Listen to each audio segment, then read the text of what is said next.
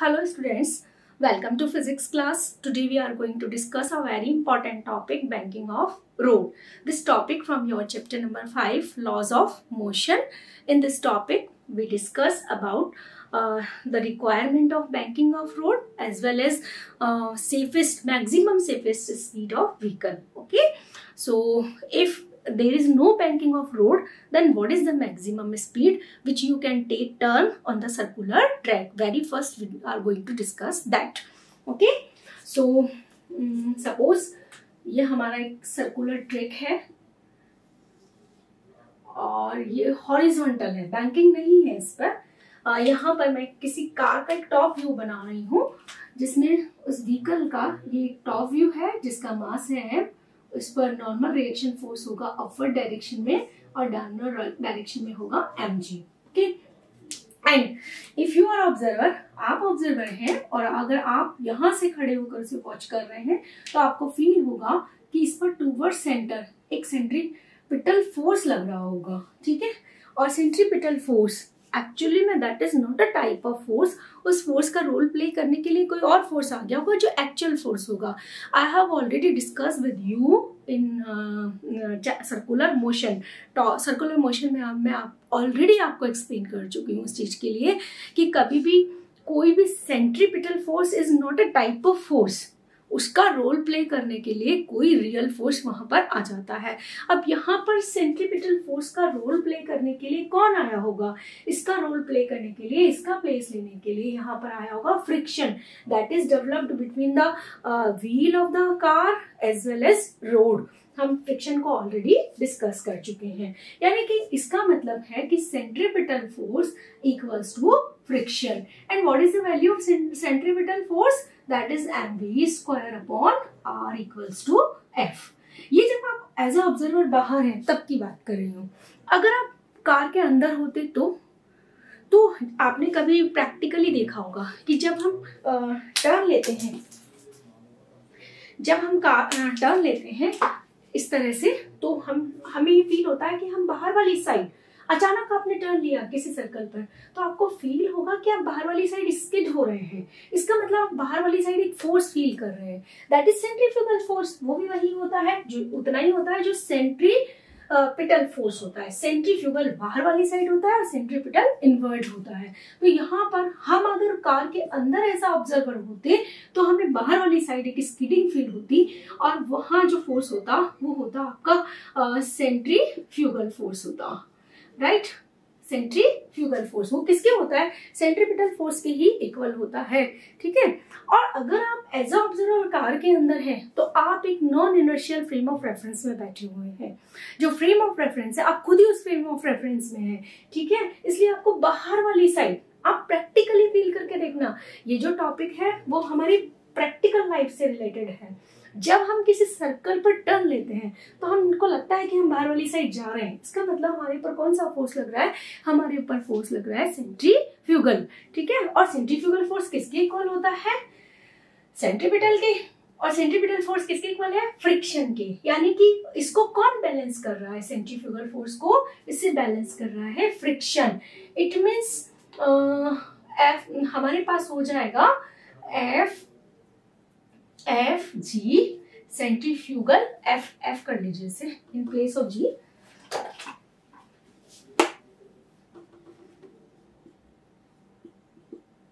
अब फ्रिक्शन के इक्वल हो जाएगा और एफ की वैल्यू कितनी होगी? उतनी ही होगी जितनी सेंट्रीपिटल की है, फ्यूगल की भी उतनी होगी। And v square upon r equals to f।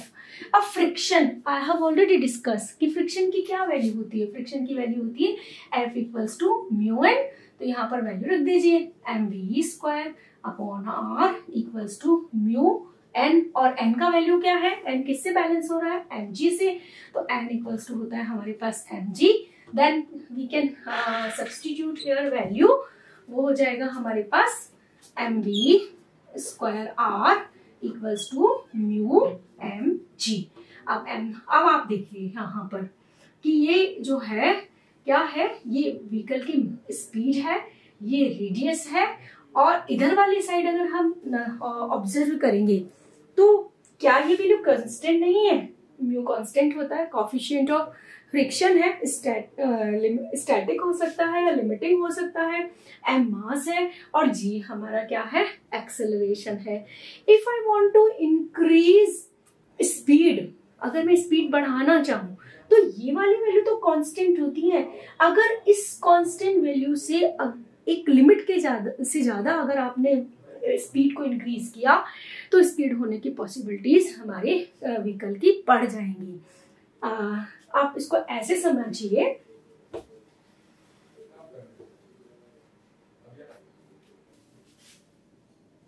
देखें mv square upon r equals to mu mg।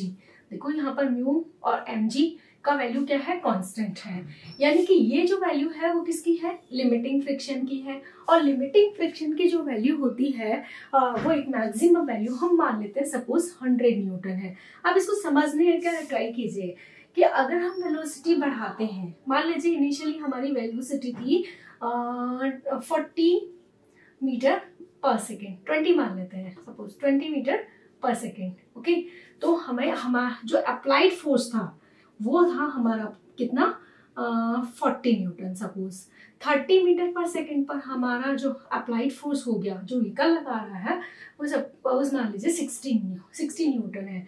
अब अगर हमने 40 मीटर पर सेकेंड स्पीड इंक्रीज किया तो ये हो गया हमारे पास 80 न्यूटन। एंड 15 मीटर पर सेकेंड स्पीड पर हमारा हो जाता है 100 न्यूटन, राइट। और उसके बाद 60 मीटर पर सेकेंड पर हमारा जो फोर्स हो जाता है 110 न्यूटन। 70 मीटर पर सेकेंड पर हमारा फोर्स हो जाता है 120 न्यूटन। अब आप देखिए कि स्पीड बढ़ाने पर जो इधर वाला पोर्शन है यानी mv स्क्वायर अपॉन आर है, इसका वैल्यू कितना हो रहा है, ग्रेजुअली बढ़ रहा है। अगर 20 मीटर पर सेकेंड थी तो 40 न्यूटन था, 30 थी तो 60 था, 40 था तो 80 था, 50 मीटर पर सेकेंड किया तो 100 हो गया, 60 मीटर पर सेकेंड किया तो 110 हो गया, 70 मीटर पर सेकेंड किया तो हमने कितना हो गया यहाँ पर 120 मीटर हो गया। इसका मतलब देखो, इस सिचुएशन के बाद अगर आपने स्पीड बढ़ाया, अभी तक इस फोर्स को कौन बैलेंस कर रहा था, अभी तक इस फोर्स को लिमिटिंग फ्रिक्शन बैलेंस कर रहा था, क्योंकि फ्रिक्शन की जो मैक्सिमम वैल्यू होती है वो लिमिटिंग फ्रिक्शन होती है, इसे बैलेंस कर रहा था अभी तक लिमिटिंग फ्रिक्शन। लेकिन अब इन दोनों स्पीड्स में देखिए, आप यहाँ पर 110 है और यहाँ 120 न्यूटन फोर्स हो गया है। इसका मतलब अगर इन स्पीड्स पर इस वाले फोर्स की वैल्यू क्या हो गई है, 110 और 120, इसका मतलब ये लिमिटिंग फ्रिक्शन से ज्यादा हो गया। इट मीन्स इन स्पीड्स पर आपकी गाड़ी की जो है, आपकी व्हीकल की स्किडिंग होने की पॉसिबिलिटी बढ़ गई है, यानी अब स्लिप हो जाएगा व्हीकल आपका, क्योंकि अब आपने क्या कर लिया है, बाहर वाली, कहाँ स्किड होंगे आप, बाहर वाली साइड स्किड होंगे, क्योंकि आपने इस वाली वैल्यू को क्या कर लिया है, बढ़ा लिया। अगर आप खुद कार ड्राइव कर रहे हैं तो आपने इस वाली वैल्यू को बढ़ाने पर, यानी mv स्क्वायर आर की वैल्यू 100 न्यूटन से ज्यादा हो गई है, लिमिटिंग फ्रिक्शन से आपने अपने जो वैल्यू है उसको इंक्रीज कर लिया है, फोर्स की वैल्यू को। तो इसका मतलब है कि क्या हो गया है कि स्पीड बढ़ाने पर फोर्स बढ़ रहा है अप्लाइड, और अप्लाइड फोर्स इस लिमिटिंग फ्रिक्शन की वैल्यू से ज्यादा हो चुका है, तो हमारी बाहर वाली साइड में गाड़ी स्किड हो जाएगी। अब हम उसे फ्रिक्शन जो है सेफ नहीं कर पाएगा। यानी हम यहाँ पर पहले हम फाइंड कर रहे हैं कि इफ रोड इज, जो सर्कुलर ट्रैक है वो अगर हॉरिजॉन्टल है तो उस पर कितनी मैक्सिमम स्पीड से हम टर्न ले सकते हैं।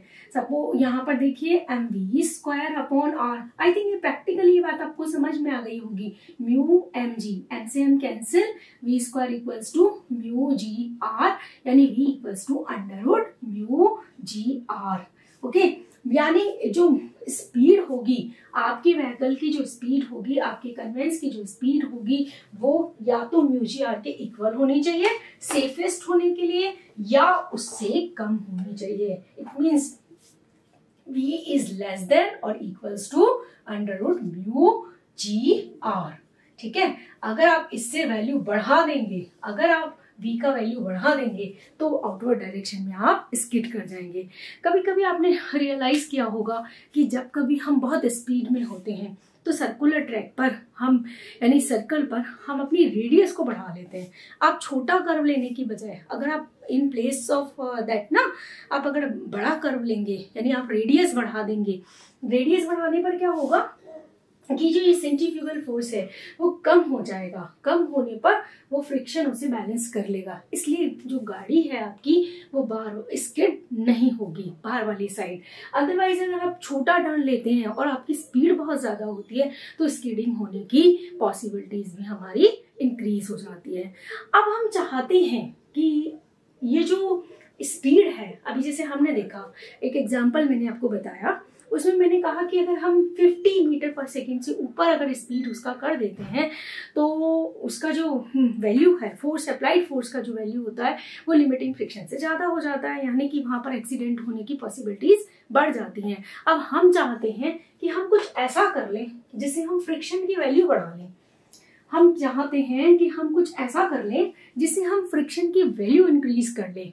अगर हम फ्रिक्शन की वैल्यू इंक्रीज कर लेंगे तो हम और स्पीड से टर्न ले पाएंगे। सीधी बात है ना, अगर आप फ्रिक्शन का वैल्यू ये कांस्टेंट वैल्यू है, अगर आप इस वैल्यू को इंक्रीज कर लोगे तो अप्लाइड फोर्स मतलब वैल्यू इंक्रीज करने पर स्पीड और भी इंक्रीज हो जाएगी, वेलोसिटी और इंक्रीज और इंक्रीज। यानी हमें अब कुछ ऐसा करना है कि जिससे हम जो है स्पीड को और मैक्सिमम तक ले जा सके। तो उसके लिए हमने क्या किया, उसके लिए हम एक टर्म लेकर आए जिसे हम बोलते हैं बैंकिंग ऑफ रोड। अभी जो कोई केस हमने डिस्कस किया है, हमने जो अभी स्पीड डिस्कस की है वो सर्कुलर ट्रैक पर यानी सर्कुलर रोड पर हॉरिजॉन्टल, वहां कोई बैंकिंग ऑफ रोड नहीं था, उसको डिस्कस किया है। अब हम यहाँ देखना चाहते हैं कि मैंने पहले आपको ये बताया है कि बैंकिंग ऑफ रोड की रिक्वायरमेंट हमें क्यों हुई, क्योंकि हम चाहते हैं कि हमारी स्पीड और इंक्रीज हो जाए। इसके लिए हम क्या करते हैं कि जो सर्कुलर ट्रैक होता है उसके आउटर एज को किसी एंगल थीटा से जो है थोड़ा सा ऊपर कर देते हैं, एंगल थीटा से इनर एज के रिस्पेक्ट में आउटर एज को, यानी कि जो आउटर एज होता है वो थोड़ा सा थीटा एंगल से उठा हुआ होता है आपका। सपोज ये हमारे पास एक सर्कुलर ट्रैक है और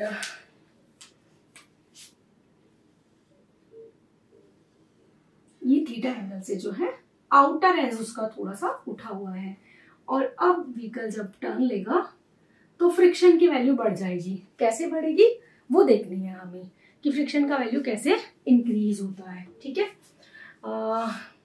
इस पर लगेगा एक नॉर्मल रिएक्शन, इसे बैलेंस करने के लिए आएगा नीचे mg, और जब और आउटवर्ड डायरेक्शन में लगेगा mv स्क्वायर अपॉन और सेंट्रीफ्यूगल फोर्स आप खुद कार के अंदर है, और इसे सेव करने के लिए सरफेस के पैरेलल यहाँ पर इनवर्ड डायरेक्शन में हमारे पास लगेगा फ्रिक्शन।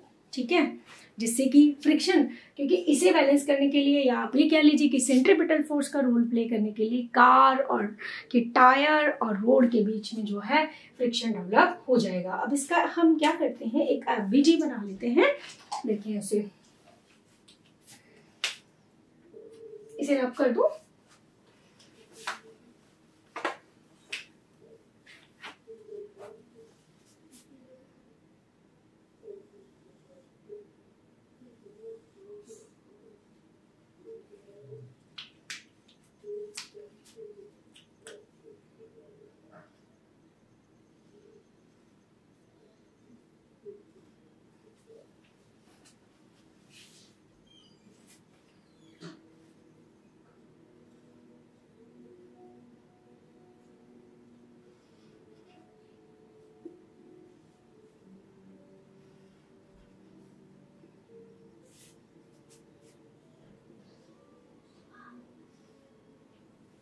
देखिए ये हमारे पास है नॉर्मल रिएक्शन फोर्स, ये एंगल है थीटा, तो ये वाला एंगल भी होता है थीटा। अभी मैं इसे क्लियर कर देती हूँ कि कैसे।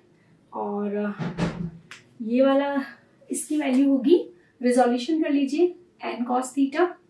थीटा के सामने साथ वाला जो कंपोनेंट होता है वो एन कॉस थीटा, और जो जिसके साथ थीटा नहीं होता है वो एन साइन थीटा। और ये सेंट्रीफ्यूगल फोर्स है mv स्क्वायर अपॉन आर। इसको बैलेंस करने के लिए यहाँ पर आ रहा है mg। ओके, ये इसका जो है एफबीडी है। ठीक है। अब देखिए कि हम कह रहे हैं कि क्या होगा, इसके अगेंस्ट एक फोर्स और लगेगा, वो होगा क्या, आपका फ्रिक्शन। ये हमारा फ्रिक्शन डेवलप हो गया है यहाँ पर कॉन्टेक्ट सरफेस के बीच में, ठीक है। तो फ्रिक्शन के भी दो कंपोनेंट हो जाएंगे, उसे भी हम देख लेते हैं, ठीक है। अब देखो इसको एक पॉइंट पर बना लेते हैं और इजी हो जाएगा हमारे लिए।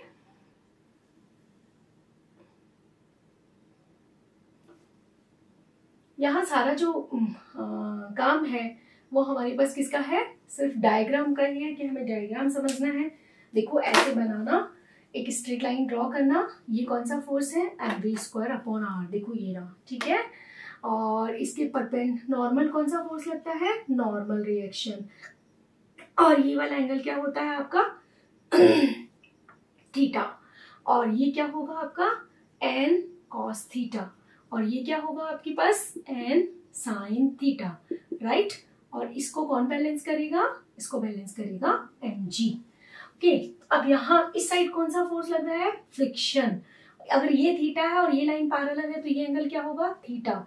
और फ्रिक्शन क्या, फ्रिक्शन की इस डायरेक्शन में वैल्यू क्या होगी, इस डायरेक्शन में वैल्यू होगी हमारे पास f cos थीटा, और इधर वाले डायरेक्शन में वैल्यू क्या होगी फ्रिक्शन की, f sin थीटा, राइट। ये हमारे पास एफ हो गया है।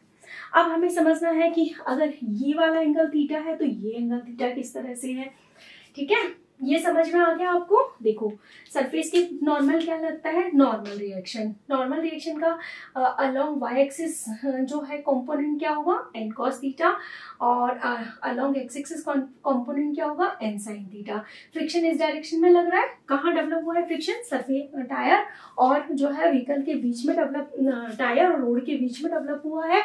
तो अब हमारे पास यहाँ क्या हो जाएगा, देखिए ये हो जाएगा एफ कॉस, यहाँ पर हो जाएगा हमारे पास फ्रिक्शन के दो कंपोनेंट हो जाएंगे। ये एंगल थीटा है तो ये वाला एंगल भी थीटा, तो ये हो जाएगा एफ कॉस थीटा, और ये वाला कंपोनेंट हो जाएगा हमारे पास एफ साइन थीटा। और ये यहाँ पर डाउनवर्ड साइड में कौन सा फोर्स लग रहा है, एम जी, और ये कौन सा फोर्स है, सेंट्रीफ्यूगल फोर्स है। अब आप ये समझ लो कि अब हमारे पास सेंट्रीफ्यूगल फोर्स को बैलेंस करने के लिए दो फोर्स आ गए हैं। कौन कौन से आ गए हैं, एक नॉर्मल रिएक्शन और एक फ्रिक्शन फोर्स आ गया है। इनके दोनों के कंपोनेंट आकर यहाँ पर ऐड हो रहे हैं, जिससे हम अपनी मैक्सिमम स्पीड को बढ़ा पाएंगे। अगर हम फ्रिक्शन बढ़ाएंगे तो हम अपनी व्हीकल की टर्न लेते समय मैक्सिमम स्पीड को भी इंक्रीज कर पाएंगे, ठीक है।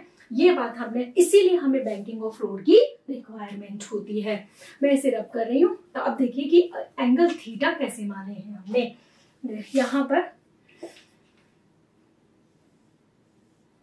ये एंगल है आपका थीटा, और डायग्राम बना लेते हैं एक बार। ये है एन और ये है आपका, और ये वाला एंगल ये क्या है आपका, एम जी सपोज। तो ये इसके परपेंडिकुलर है। ये एंगल कितना होगा, 90 डिग्री। तो ये वाला एंगल कितना होगा हमारे पास में, ये वाला एंगल होगा हमारे पास में 90 माइनस थीटा, राइट। तो ये वाला एंगल कितना होगा हमारे पास, 90 माइनस थीटा। और ये पूरा एंगल कितने का है, 90 का। ये वाला पूरा एंगल 90 का है। तो ये एंगल, अगर ये 90 है पूरा और ये 90 माइनस थीटा है, तो ये वाला एंगल कितने डिग्री का हो जाएगा आपके पास, थीटा का हो जाएगा। समझ रहे हैं आप। फिर समझ लीजिए इस चीज को कि हमने बनाया, और देखिए ये बनाया हमने, और ये एंगल क्या था, थीटा, और ये वाला एंगल कितना है, 90। तो इस ट्राइंगल में ये वाला एंगल कितना हो जाएगा, 90 minus theta. Triangle angle sum properties, ठीक है। अगर ये 90 माइनस थीटा है तो ये वाला एंगल इसके वर्टिकली अपोजिट है, तो ये वाला एंगल कितना हो जाएगा, 90 माइनस थीटा। तो ये टोटल एंगल कितने का है, 90 का, और ये वाला एंगल है 90 माइनस थीटा। तो ये वाला एंगल कितने डिग्री का हो जाएगा, थीटा डिग्री का हो जाएगा, राइट। इस तरह से हमने इसको यहाँ पर थीटा लिखा है। I think it is clear to you all. अब हम इसको बैलेंस करके लिख लेते हैं। हमारे पास देखिए यहाँ आ जाएगा n cos theta equals to, हम क्या लिख सकते हैं, इसके अपोजिट कौन है, f sine theta plus m g, ठीक है।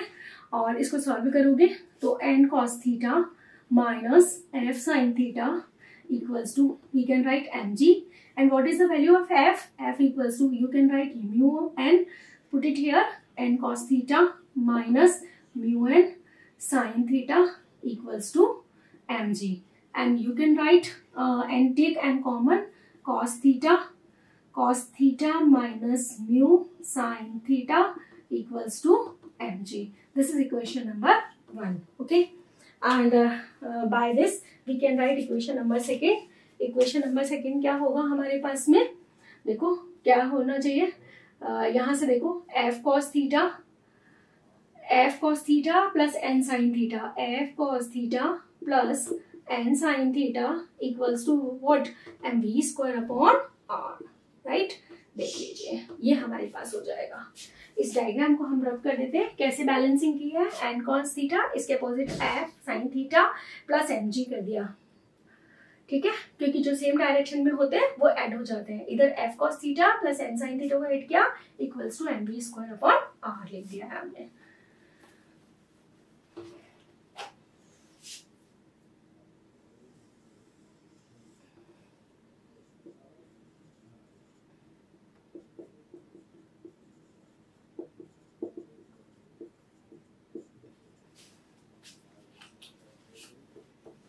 अब देखिए यहाँ क्या करेंगे, हम वैल्यू सब्स्टिट्यूट कर देंगे, f cos theta plus n sin theta की जगह क्या लिखेंगे आप, n sin थीटा की जगह लिखेंगे हाफ, ओ सॉरी n की जगह लिखेंगे mu f sin theta equals to mv square upon r, ठीक है। 1 मिनट, f की जगह लिखना है ना, सॉरी,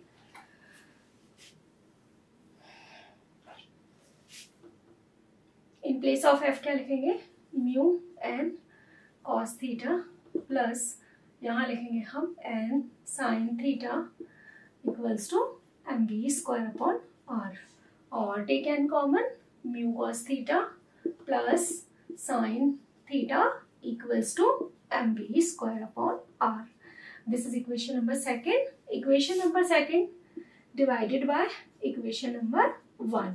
इक्वेशन नंबर 2 को 1 से आप डिवाइड कर दीजिए, तो हमारे पास क्या आएगा, n mu cos theta plus sin theta upon n cos theta plus minus mu sin theta equals to mv square upon r upon हमारे पास हो जाएगा mg। तो m से m कैंसिल हो जाएगा और n से n कैंसिल, तो हमारे पास क्या आएगा, mu cos theta plus sin theta upon cos theta minus mu sin theta equals to v square upon rg, ठीक है। यहाँ तक कोई प्रॉब्लम नहीं है। हम क्या निकाल रहे हैं, हम मैक्सिमम सेफेस्ट स्पीड निकाल रहे हैं, जिससे हम जो है अपने व्हीकल को टर्न करा सकें, ठीक है। तो हमारे पास क्या हो जाएगा, v square upon r g equals to mu, अब आप सभी टर्म को जो है cos थीटा से डिवाइड कर दो, mu cos theta is divided by cos theta plus sin theta is divided by cos theta upon, हम यहाँ लिखेंगे cos theta is divided by cos theta minus mu sin theta is divided by cos theta, ठीक है। तो हमारे पास हो जाएगा v square equals to are g, और ब्रैकेट में देखो cos थीटा से cos theta cancel, cos theta से cos थीटा कैंसिल, तो हम इसे लिख सकते हैं tan theta sin theta upon cos theta को क्या लिख सकते हैं, tan थीटा प्लस 1 इस 1 को सॉरी प्लस म्यू, और इसे लिख सकते हैं हम 1 minus mu tan theta, right. और v equals to are g tan theta plus mu upon 1 minus mu tan theta, और इसे लिख सकते हैं रेज टू पावर 1/2 और under root, this is the v max. अब आपने स्पीड को क्या कर लिया है, इंक्रीज कर लिया है बाय बैंकिंग ऑफ रोड। तो आपको समझ में आ गया होगा कि बैंकिंग ऑफ रोड का हमारा रिक्वायरमेंट क्यों है और what is the maximum speed. So this is the last topic. Thank you class.